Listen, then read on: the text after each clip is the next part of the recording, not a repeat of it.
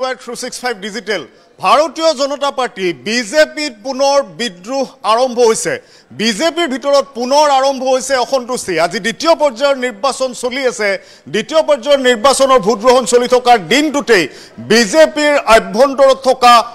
অসন্তুষ্টি খুব পোহৰলৈ আহিছে আৰু এনে এজন নেতাই খুব অসন্তুষ্টি প্ৰকাশ কৰিছে যিজন নেতাই ইতিপূৰ্বে কেইবাবাৰো মুখ খুলি বিজেপি জুকাৰণি তুলিছিল বাজপেয়ী ভৱনত জুকাৰণি তুলিছিল আমি ক'ব বিচাৰিছো ৰাজেন গোহাঁইৰ কথা প্ৰাক্তন কেন্দ্ৰীয় মন্ত্ৰী প্ৰাক্তন সাংসদ ৰাজেন গোহাঁই আজি নিৰ্বাচনৰ দিনটোতে নাম নোলোৱাকৈ কাৰ্যত মুখ্যমন্ত্ৰী হিমন্ত বিশ্ব শৰ্মা আৰু বিজেপিলৈ অহা অধিকাংশ কংগ্ৰেছৰ পৰা বিজেপিলৈ অহা নেতাৰ বিৰুদ্ধে তেওঁ অসন্তুষ্টি মুকলিকৈ প্ৰকাশ কৰিছে কি কৈছে আজি ৰাজেন গোহাঁই সবিশেষ আপোনালোকক জনাব বিচাৰিছো দ্বিতীয় পৰ্যায়ৰ নিৰ্বাচনৰ দিনাই পুনৰ বিজেপিত বিদ্ৰোহ বিজেপিত আকৌ এবাৰ বিদ্ৰোহ আৰম্ভ হৈছে নিজ দলৰ বিৰুদ্ধে এইবাৰ খুব উজাৰিলে আকৌ জ্যেষ্ঠ বিজেপি নেতাৰ কথা দলত কোনেও নুশুনে এই মন্তব্য কৰিছে ৰাজেন গোহাঁই কেইবাটাও বিস্ফোৰক মন্তব্য কৰিছে ইয়াৰ পৰিণাম এইবাৰ ভুগিব লাগিব বিজেপিয়ে প্ৰাক্তন কেন্দ্ৰীয় মন্ত্ৰী ৰাজেন গোহাঁয়ে মুকলিকৈ আজি খুব উজাৰিছে দ্বিতীয় পৰ্যায়ৰ নিৰ্বাচনৰ দিনটোতে তেওঁ খুব উজাৰিছে তেওঁ কৈছে যে সমগ্ৰ ভাৰতবৰ্ষতে বিজেপিত বিদ্ৰোহৰ সূচনা হৈছে বিজেপি সকলে নিবিচাৰে পুৰণি বিজেপি সকলক লগতে ৰাজেন গোহাঁই কৈছে তেওঁলোকে বিচাৰে মাথো তেওঁলোকৰ পুৰণি বন্ধু সকলকহে অৰ্থাৎ কংগ্ৰেছৰ লোকসকলক বিচাৰে বুলি পোনপটীয়াকৈ তেওঁ অভিযোগ আনিছে তেওঁলোকৰ ভুলৰ বাবে আগন্তুক দিনত দলটোৰ বৃহৎ ক্ষতি হ'ব বুলি মন্তব্য কৰিছে ৰাজেন গোহাঁয়ে সংখ্যালঘুক এতিয়া গুৰুত্ব প্ৰদান কৰাটো তেওঁ অসন্তুষ্টি প্ৰকাশ কৰিছে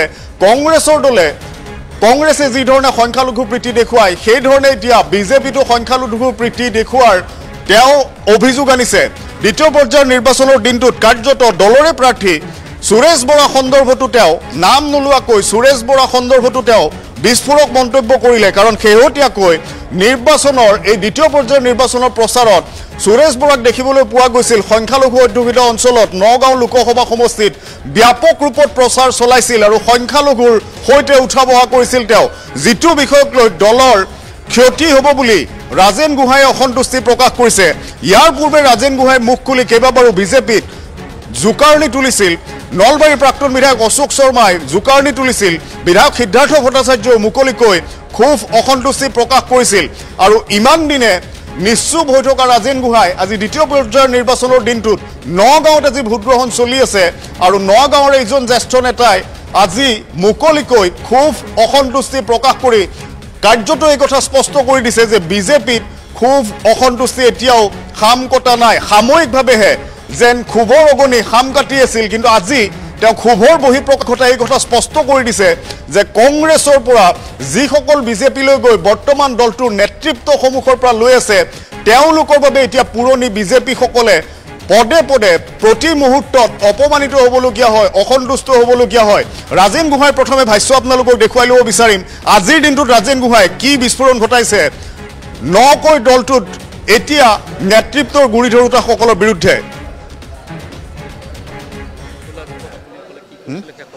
তাৰ পিছত নিজে গঢ়া ঘৰখন আজি এতিয়া আলহীৰ দপদপনি এনেধৰণৰ পৰিৱেশ হৈছে নেকি চাওক সেইসব কথা আৰু মই বহুতবাৰে কৈছিলোঁ এইসব কথা কৈ আজি লাভ নাই কিয়নো এইসব কথা ক'লে যেতিয়া যিহেতুকে কোনো নুশুনাৰ ফলতে মানুহ চব হতাশ আৰু নিৰাশাত ভুগিছে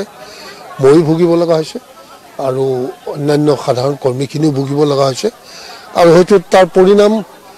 এইবাৰ নিৰ্বাচনত হয়তো পাব অকল ইয়াতেই নহয় সমগ্ৰ ভাৰতবৰ্ষতে হয়তো এটা বিদ্ৰোহৰ সূচনা ভিতৰি হৈছে দলত আৰু যিহেতুকে সেইটো কথা কাৰণেই কৈ আছিলোঁ মই যে এই ধৰণে ইগন'ৰ কৰিব নালাগে দলীয় আমি কোনো নেতা হ'ব নোৱাৰোঁ যেতিয়ালৈকে আমাক দলীয় কৰ্মীয়ে ৰাইজৰ ওচৰত পৰিচয় কৰাই নিদিয়ে তেওঁলোকে এখন মিটিং আহ্বান কৰি এই মানুহখিনি গোটাই দি তাৰ ওচৰত আমাক নি পেলাই ভাষণ দিবলৈ দি সেই মানুহখিনিৰ ওচৰত আমাৰ নিচিনা মানুহক নেতা বনাই আহিছে আৰু সেইসকলক যেতিয়া মই আজি ইগন'ৰ কৰিম মই মোৰ পুৰণা বন্ধুকে চিনি পাম মোৰ পুৰণাখিনিয়ে মোৰ লগৰীয়া এই যিটো দলত সৃষ্টি কৰোতাসকল তেওঁলোকৰ লগৰীয়া হ'ব নোৱাৰে বুলি যোনে ভাবে তাৰ পৰিণাম ডেফিনেটলি এইবাৰ হয়তো মই নাজানো মই বিচাৰোঁ যে দলৰ ভাল হওক যদি ক্ষতি হয় তেতিয়াহ'লে ক্ষতিটো এওঁলোকৰ ভুলৰ কাৰণেই হৈছে। এইটো কথা সঁচা যে তেওঁলোকে কৰি যোৱা ভুলটোৰ কাৰণে হয়তো এদিন ভাৰতীয় জনতা পাৰ্টি অৱস্থা অত্যন্ত দুখ লগা হ'বগৈ পাৰে, কিন্তু এইটো নিবিচাৰোঁ। কিন্তু সময় পাৰ হৈ গৈছে বহু ক্ষেত্ৰত। কিন্তু চাওক, এইটো কথা মই আপোনালোকে যি ধৰণে নিৰীক্ষণ কৰিছে বা তাক দেখা পাইছে, প্ৰতিজন ভোটাৰেও দেখা পাইছে। আৰু আমাৰ ভোটাৰখিনি, আমাৰ যিখিনি কট্টৰপন্থী ভোটাৰ হয়, তেওঁলোকে সেই বস্তুটো ভাল নাপায়। গতিকে তাৰ এটা প্ৰতিক্ৰিয়া নিশ্চয় থাকিব। গতিকে ভোট লাগে আমাক, কিন্তু মানে এনেকুৱা হ'ব নালাগে তেওঁলোককে অগ্ৰাধিকাৰ দি বাকীসকলক পাহৰি যাব নালাগে। যিসকল আমাৰ আপোন আছে, অতিকে ঘনিষ্ঠ, যিসকলে আমাক সকলো সময়তে সহায় সহযোগ কৰি আহিছে নিস্বাৰ্থভাৱে, সেইসকলক আমি প্ৰথম তেওঁলোকৰ ওচৰত গৈ তাৰ পাছত আমি নিশ্চয় এটা টাৰ্গেট কৰি ল'ব লাগে যে এইখিনি মানুহক আমালৈ আনিব পাৰিলে আমি নিশ্চয় আমাৰ বিজয়টো নিশ্চিত হ'ব পাৰে। তেনেকুৱা ধৰণৰ পৰিকল্পনা কৰিলে মানুহে ইমান বেয়া নাপায়। কিন্তু সম্পূৰ্ণ যদি তেওঁলোকে অগ্ৰাধিকাৰ দি হাজাৰ হাজাৰ হাজাৰ হাজাৰ মানুহক জইন কৰাৰ এটা পৰিৱেশ সৃষ্টি কৰি দিয়াৰ লগে লগে মানুহৰ মাজত এটা বিৰূপ প্ৰতিক্ৰিয়া হৈছে। মানুহে আকৌ ভয় খাব লৈছে যে তেওঁলোকে আহি পেলাই আকৌ আমাৰ ইয়াত আগৰ কংগ্ৰেছৰ নিচিনাকৈ দপদপাব নেকি। তেনেকুৱা কিছুমান চাইকলজিকেল এফেক্ট এটা হয়। নিৰ্বাচনত প্ৰভাৱ পেলাই নেপেলাই নাজানো, যিখিনি মানুহ এইখিনি মই বেয়া পোৱা যেন দেখা পাইছোঁ, তেওঁলোকৰ প্ৰতিক্ৰিয়া মই শুনা পাইছোঁ। কিন্তু এটা কথা ঠিক, ভোটাৰসকলে ভোট দিবই। যিসকলে ভাবে যে আমাৰ মোদীজীক প্ৰাইম মিনিষ্টাৰ পাতিব লাগে, আমাৰ বিজেপি আগবাঢ়িব লাগে, সেই ক্ষেত্ৰত তেওঁলোকে হয়তো মনত দুখ পালেও হয়তো ভাবিব যে ভোটটো দিয়া উচিত, দিবই। কিন্তু এইটো চাব লাগে কিছুমান কথা অকণমান, কিয়নো ৰাজনীতিটো বৰ স্পৰ্শকাতৰ বস্তু, কিয়নো মানে সৰু সৰু অকণ অকণ এটা এটা কথাতেই গোটেই দৃশ্যপটটো হয়তো হঠাৎ চেঞ্জ হৈ যায়।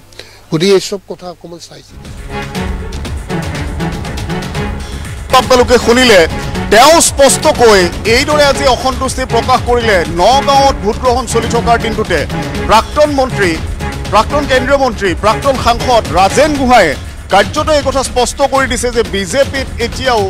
খুব অসন্তুষ্টি আছে। জ্যেষ্ঠ বিজেপি নেতাসকল, পুৰণি যিসকল বিজেপিৰ নেতা, যিয়ে দলটো আৰম্ভ কৰিছিল,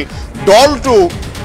বিপদৰ সময়ত যিসকলে দাঙি ধৰিছিল, সন্মুখৰ পৰা নেতৃত্ব দিছিল, দলটোক আগুৱাই আনিছিল, সেইসকল লোক এতিয়া বিজেপিৰ এই পুৰণি নেতাসকল এতিয়া বিজেপিত গুৰুত্বহীন বুলি তেওঁ গুৰুতৰ অভিযোগ উত্থাপন কৰিছে। আজি নিৰ্বাচনৰ দ্বিতীয় পৰ্যায়ৰ ভোটগ্ৰহণ চলি থকাৰ দিনটোতে ৰাজেন গোহাঁই স্পষ্টকৈ নগাঁৱত পুৰণি বিজেপিক গুৰুত্বহীন কৰাৰ অভিযোগ উত্থাপন কৰিছে। কাৰ্যত ৰাজেন গোহাঁয়ে নগাঁৱৰ বিজেপিৰ প্ৰাৰ্থীগৰাকীক লৈ অসন্তুষ্টি প্ৰকাশ কৰাও পৰিলক্ষিত হৈছে। নগাঁৱত যিজন বিজেপিৰ প্ৰাৰ্থী, সেই প্ৰাৰ্থীজনে পুৰণি বিজেপিৰ নেতাসকলক গুৰুত্বহীন কৰাৰ অভিযোগ উত্থাপন কৰিছে। লগতে সংখ্যালঘু প্ৰীতি যি ধৰণে বিজেপিয়ে নগাঁৱত দেখুৱালে, ইয়ে আগন্তুক সময়ত দলটোৰ ক্ষতি কৰিব বুলিও মন্তব্য কৰিছে ৰাজেন গোহাঁয়ে। সংখ্যালঘুক গুৰুত্ব দিয়াৰ পৰিণাম বিপৰীত হ'ব পাৰে বুলিও তেওঁ মন্তব্য কৰিছে। নাম নোলোৱাকৈ আজি ৰাজেন গোহাঁয়ে এক প্ৰকাৰ দলত যিসকল কংগ্ৰেছৰ পৰা বিজেপিলৈ আহি বিজেপিত বৰ্তমান নেতৃত্বৰ লৈ আছে, বা বৰ্তমান যিজন নগাঁৱৰ প্ৰাৰ্থী, সেই প্ৰাৰ্থীজনৰ ওপৰত ক্ষোভ উজাৰিলে ৰাজেন গোহাঁয়ে। ৰাজেন গোহাঁয়ে ইতিপূৰ্বে মুখ্যমন্ত্ৰী হিমন্ত বিশ্ব শৰ্মা সন্দৰ্ভত, কংগ্ৰেছৰ পৰা যোৱা কেইবাজন নেতা সন্দৰ্ভত মন্তব্য কৰি বিজেপিত জোকাৰণি সৃষ্টি কৰিছিল। তাৰ পিছতে অশোক শৰ্মা, নলবাৰীৰ প্ৰাক্তন বিধায়ক, লগতে সিদ্ধাৰ্থ ভট্টাচাৰ্যও একে সময়তে যি বিস্ফোৰণ ঘটাইছিল, সেই সময়ত বিজেপিয়ে পৰিস্থিতি কোনোমতে চম্ভালিবলৈ সক্ষম হৈছিল। কিন্তু এইবাৰ নিৰ্বাচনৰ মাজতে দলৰ এজন জ্যেষ্ঠ নেতাই, পুৰণি নেতাই এইদৰে অসন্তুষ্টি প্ৰকাশ কৰাটোৱে এক প্ৰকাৰ অস্বস্তিত পেলাইছে দলটোৰ সকলোকে। কি কৈছে ৰাজেন গোহাঁয়ে, আকৌ এবাৰ তেওঁৰ ভাষ্য দৰ্শকসকলক শুনাইছোঁ। খোলা জীপত আপুনি অকলে কি কৰিছিলে সেইসকলে, তাৰপিছত নিজে গঢ়া ঘৰখন আজি এতিয়া আলহীৰ দপদপনি, এনেধৰণৰ পৰিৱেশ হৈছে নেকি? চাওক, সেইচব কথা আৰু মই বহুতবাৰে কৈছিলোঁ, এইচব কথা কৈ আজি লাভ নাই। কিয়নো সেইচব কথা ক'লে যেতিয়া যিহেতুকে কোনো নুশুনাৰ ফলতে মানুহ চব হতাশ আৰু নিৰাশাত ভুগিছে। ময়ো ভুগিব লগা হৈছে আৰু অন্যান্য সাধাৰণ কৰ্মীখিনিও ভুগিব লগা হৈছে আৰু হয়তো তাৰ পৰিণাম এইবাৰ নিৰ্বাচনত হয়তো পাব অকল ইয়াতেই নহয় সমগ্ৰ ভাৰতবৰ্ষতে হয়তো এটা বিদ্ৰোহৰ সূচনা ভিতৰি হৈছে দলত আৰু যিহেতুকে সেইটো কথা কাৰণেই কৈ আছিলোঁ মই যে এই ধৰণে ইগনোৰ কৰিব নালাগে দলীয় আমি কোনো নেতা হ'ব নোৱাৰোঁ যেতিয়ালৈকে আমাক দলীয় কৰ্মীয়ে ৰাইজৰ ওচৰত পৰিচয় কৰাই নিদিয়ে তেওঁলোকে এখন মিটিং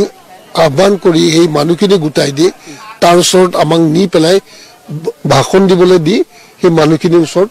আমাৰ নিচিনা মানুহক নেতা বনাই আহিছে আৰু সেইসকলক যেতিয়া মই আজি ইগনোৰ কৰিম মই মোৰ পুৰণা বন্ধুকে চিনি পাম মোৰ পুৰণাখিনিয়ে মোৰ লগৰীয়া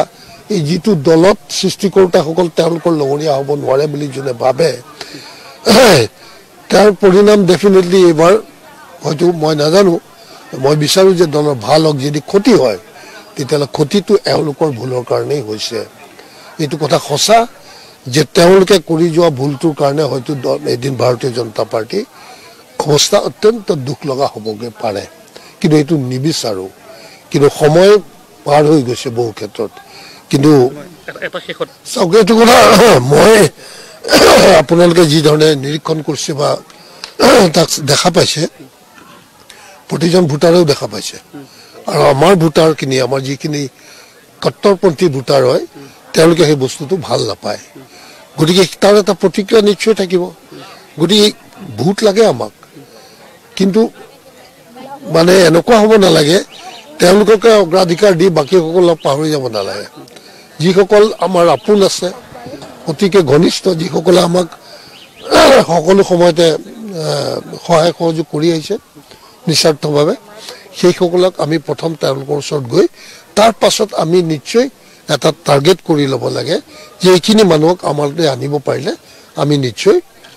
আমাৰ বিজয়টো নিশ্চিত হ'ব পাৰে তেনেকুৱা ধৰণৰ পৰিকল্পনা কৰিলে মানুহে ইমান বেয়া নাপায় কিন্তু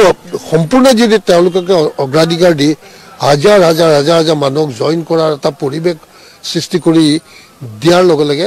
মানুহৰ মাজত এটা বিৰূপ প্ৰতিক্ৰিয়া হৈছে মানুহে আকৌ ভয় খাব লৈছে যে তেওঁলোকে আহি পেলাই আকৌ আমাৰ ইয়াত আগৰ কংগ্ৰেছৰ নিচিনাকৈ দপদপাব নেকি তেনেকুৱা কিছুমান চাইকলজিকেল এফেক্ট এটা হয় নিৰ্বাচনত প্ৰভাৱ নেপেলাই নাজানো যিখিনি মানুহ এইখিনি মই বেয়া পোৱা যেন দেখা পাইছোঁ তেওঁলোকৰ প্ৰতিক্ৰিয়া মই শুনা পাইছোঁ কিন্তু এটা কথা ঠিক ভোটাৰসকলে ভোট দিবই যিসকলে ভাবে যে আমাৰ মোদীজীক প্ৰাইম মিনিষ্টাৰ পাতিব লাগে আমাৰ বিজেপি আগবাঢ়িব লাগে সেই ক্ষেত্ৰত তেওঁলোকে হয়তো মনত দুখ পালেও হয়তো ভাবিব যে ভোটটো দিয়া উচিত দিবই কিন্তু এইটো চাব লাগে কিছুমান কথা অকণমান কিয়নো ৰাজনীতিটো বৰ স্পৰ্শকাতৰ বস্তু কিয়নো মানে সৰু সৰু অকণ এটা কথাতেই গোটেই দৃশ্যপটটো হয়তো হঠাৎ চেঞ্জ হৈ যায় গতিকে এই চব কথা অকণমান চাই চিতি চলিলে